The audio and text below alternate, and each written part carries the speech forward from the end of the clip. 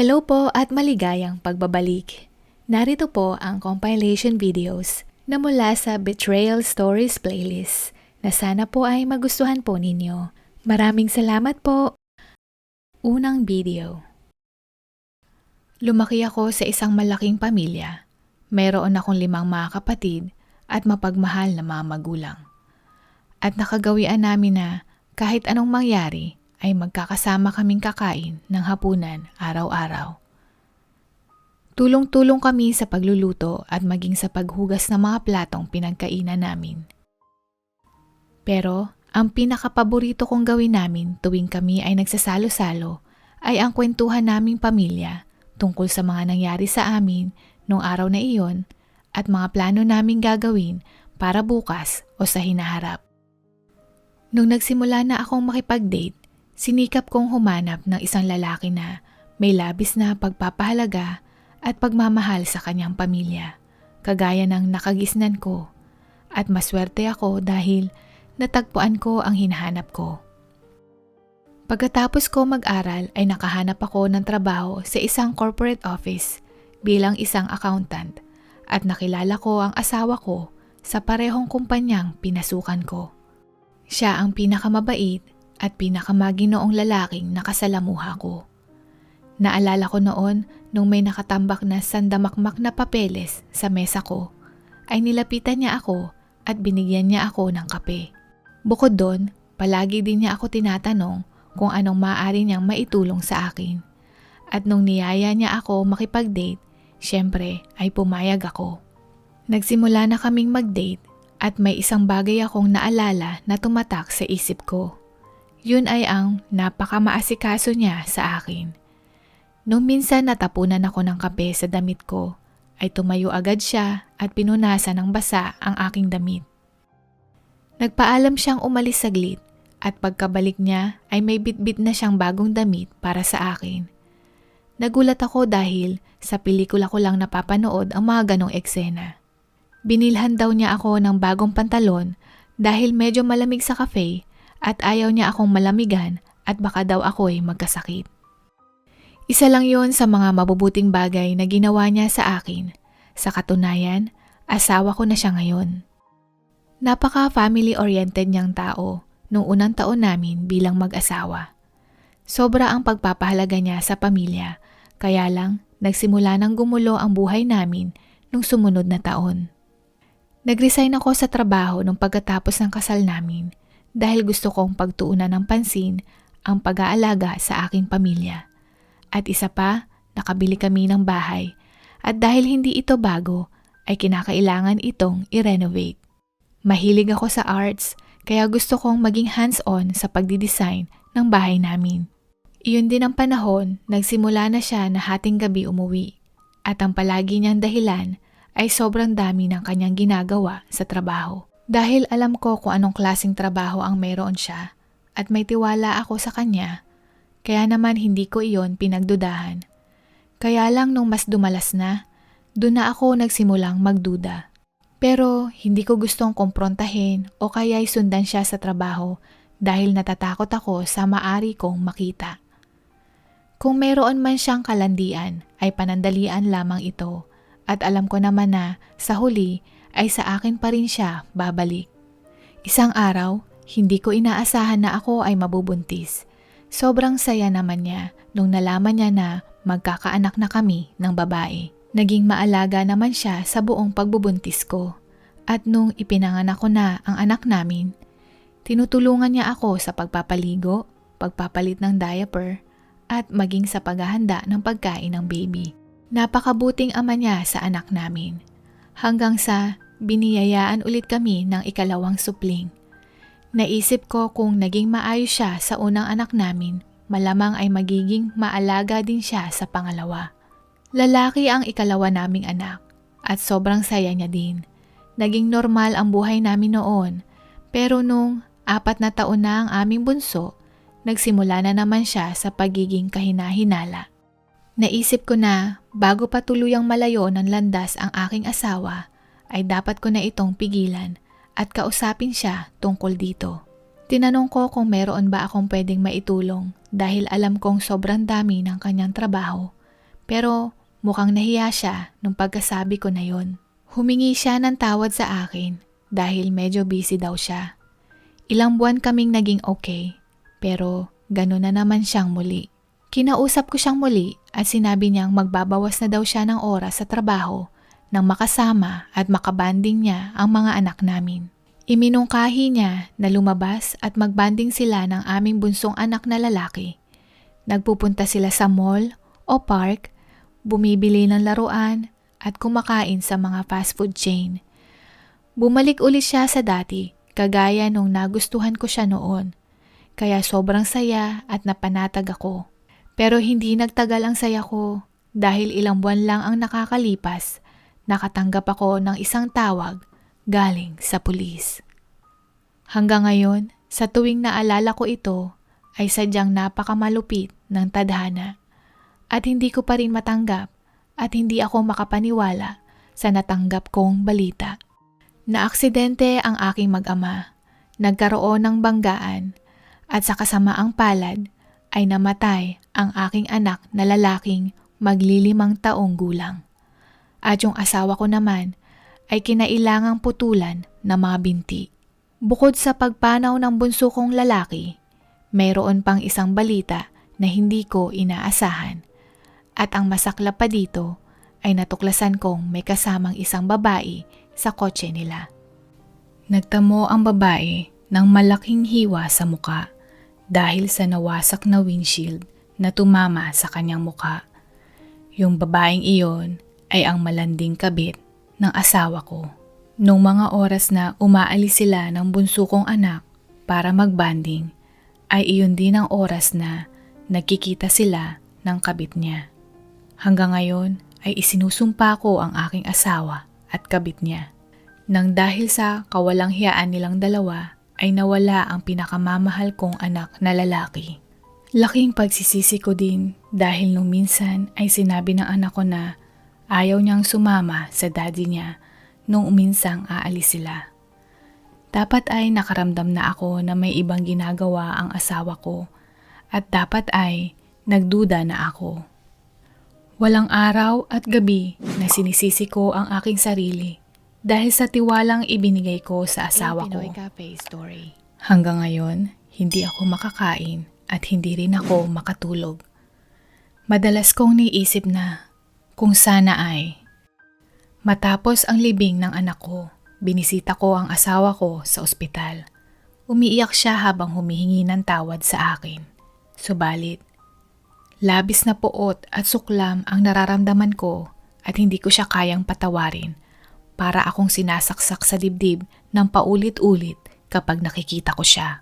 Sa totoo lang, gusto ko siyang saktan ng mga oras na iyon dahil sa kanya at sa kalokohan niya nawala ang anak ko. Ano nang gagawin mo? Tanong ko sa kanya. Napansin ko din noong mga oras na iyon na pinutol na ang kanyang mga binti. Hindi ko na sana siya bibisitahin o makikipagkita sa kanya. Kaya lang, naisip ko ang panganay kong anak. Wala akong trabaho, kaya hindi ko alam kung paano ko matutugunan ang pang-araw-araw na pangangailangan ng panganay ko. Nawala na ang isa kong anak at hindi ko hahayaan maging kaawa-awa ang natitira kong anak. Lahat kasi ng mga ari-arian na naipundar namin ay nakapangalan sa mister ko, kagaya ng bank account, bahay at sasakyan. Kaya kung makikipaghiwalay ako agad, baka wala akong makuha kahit na 5. At sa katunayan, mas malaki ang naambag ko sa lahat ng mayroon kami ngayon. Kahit sukang-suka akong makisama sa kanya, inisip ko ang kalagayan ng anak ko. Napagdesisyonan kong makisama muna sa kanya hanggang makagraduate lang ng high school ang anak ko. 7 taon na ang nakalipas nang mangyari ang mapait na trahedyang kumuha ng buhay ng bunso ko. At sa loob ng mga taon na iyon, palagi kong nakikita sa isip ko ang yumao kong anak na humihingi ng tulong sa akin. Ginawa ko ang lahat para mailipat ang ipon namin sa pangalan ko. Para hindi rin ito mahalata, unti-unti kong i-withdraw sa bangko niya at inilipat sa bank account ko ang mga savings namin. Hindi ko din kinakausap ang asawa ko at ang tanging atensyon ko lang ay alagaan ang anak kong babae. Nawala na ang pagmamahal ko para sa kanya.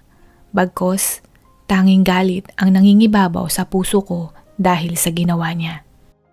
Dahil sa hindi na siya makapagtrabaho, kailangan kong maghanap ng trabaho. Alam ng anak kong babae ang tungkol sa nangyari sa kanyang kapatid at galit din siya sa kanyang daddy. Kung nahihirapan ako sa pagkawala ng anak ko, alam kong ganun din ang nararamdaman ng panganay ko dahil sobrang maalaga siya sa kapatid niya. Hindi din niya masyadong kinakausap ang daddy niya. Hindi na din naging sapat ang perang kinikita ko para sa amin, kaya sinabi ko sa kanya na kailangan na naming ibenta ang bahay namin. Naibenta na ang bahay at yung perang kinita ay nilagay ko sa isang life insurance na nakapangalan sa aking anak at sa bank account na nakapangalan din sa anak kong babae at lumipat kami sa isang maliit na paupahan. Sinadya kong umupa sa maliit na bahay dahil nagbabalak ako na kalaunan na iwanan siya at lumipat kaming mag-ina sa ibang bahay. Accelerated ng 2 baitang ang anak kong babae at nakatapos agad ng high school sa loob ng 2 taon.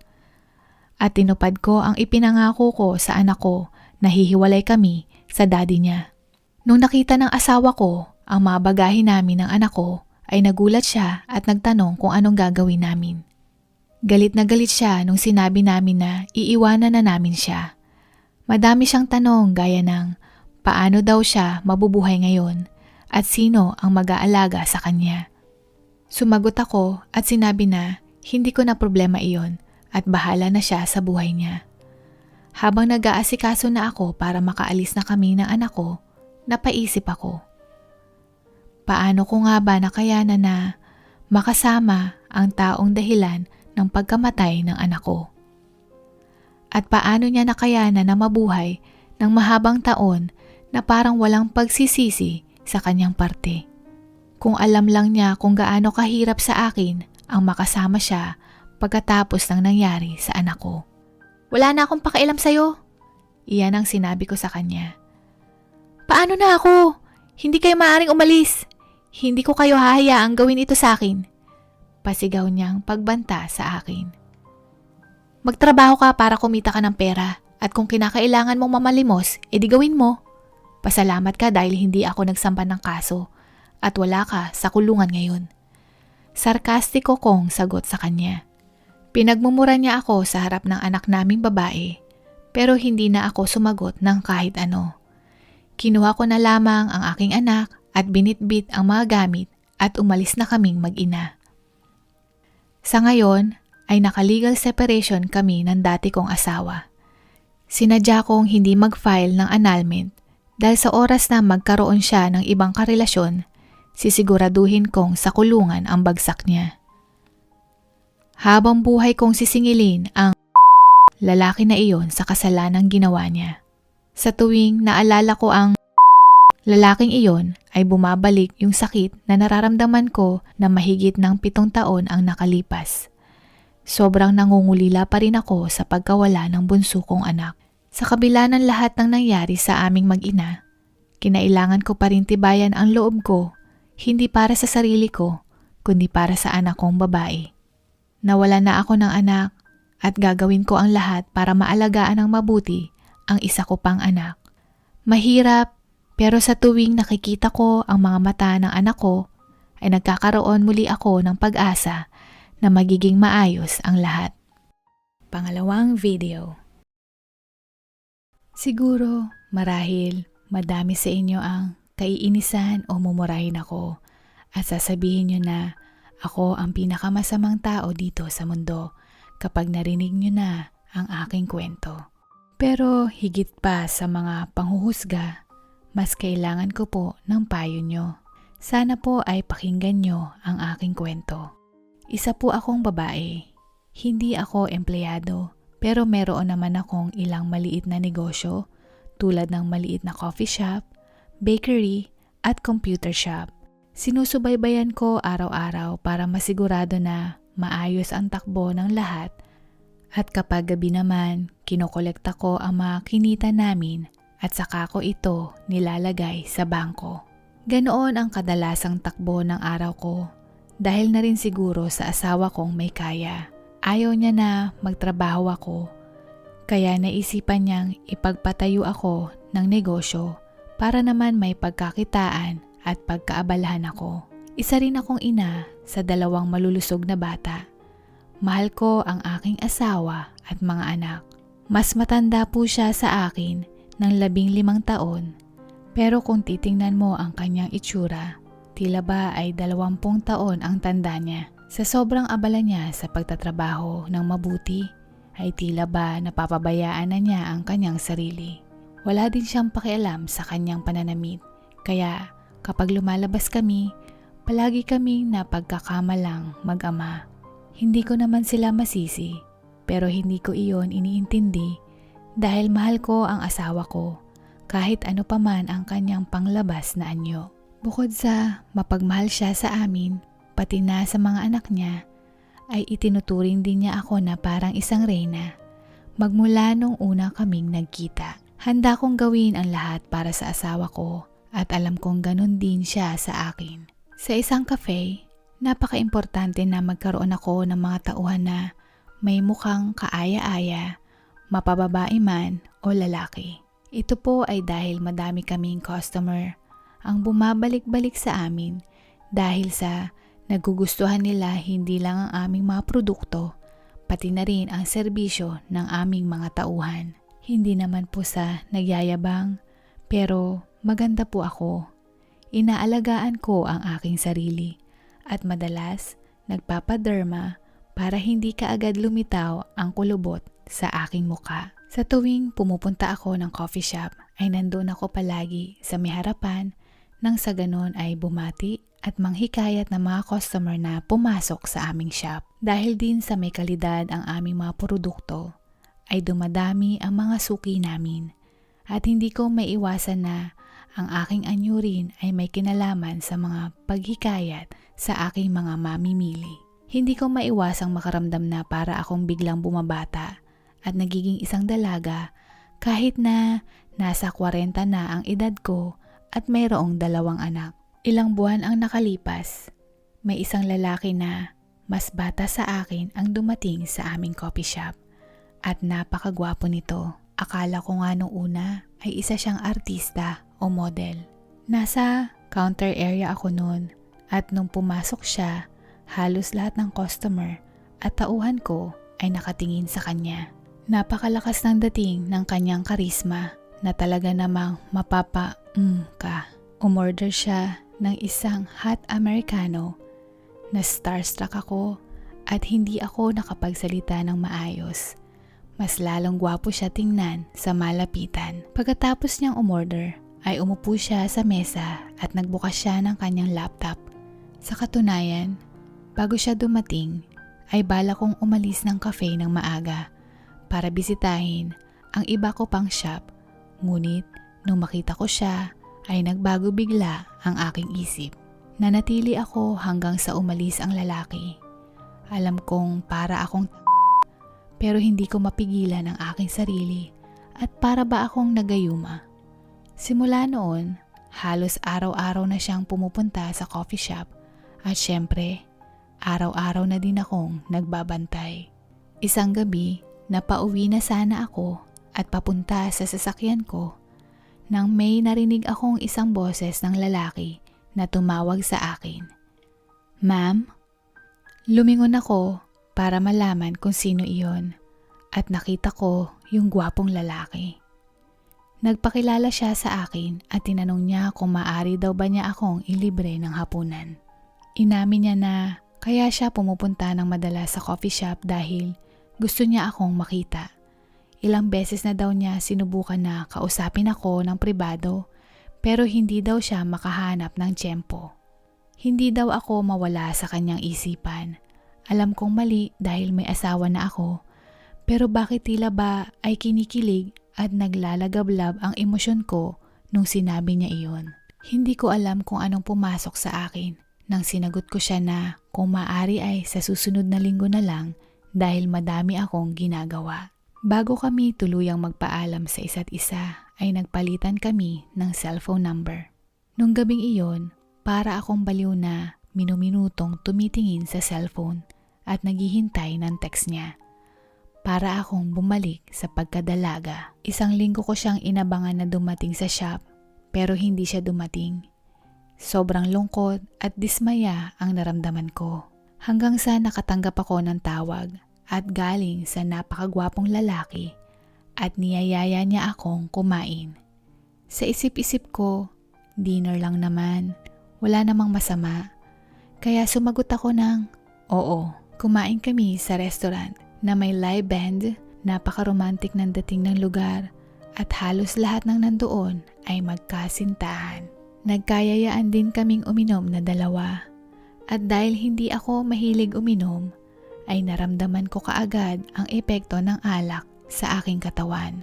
Nung hinatid niya ako sa sasakyan, hindi ko na napigilan ang bugso ng aking damdamin at nung nagkatitigan kami, sinimulan niya akong haplusin ng dahan-dahan mula sa aking braso papunta sa aking muka. Napahinga ako ng malalim, napapikit at may kakaibang kiliti at pananabik akong naramdaman. Hindi ko rin siya pinigilan hanggang sa inilapit niya ang kanyang mukha sa akin at nagsimula na kaming maghalikan. Nakaramdam ako ng labis na init sa aking katawan at hindi ko na nalabanan pa ang tukso at nung gabing ding iyon ay tuluyan nang may nangyari sa aming dalawa. At tumagal ng ilang linggo ang aming relasyon. Opo, alam ko po ang iniisip niyo.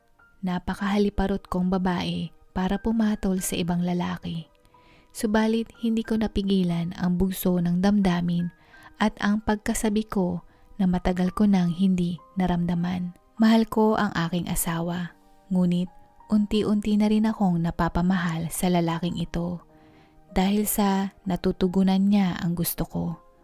Sinabi din niya na gusto daw niya akong pakasalan at makasama habang buhay. Subalit, nung marinig ko iyon ay nakaramdam ako ng pagkabahala.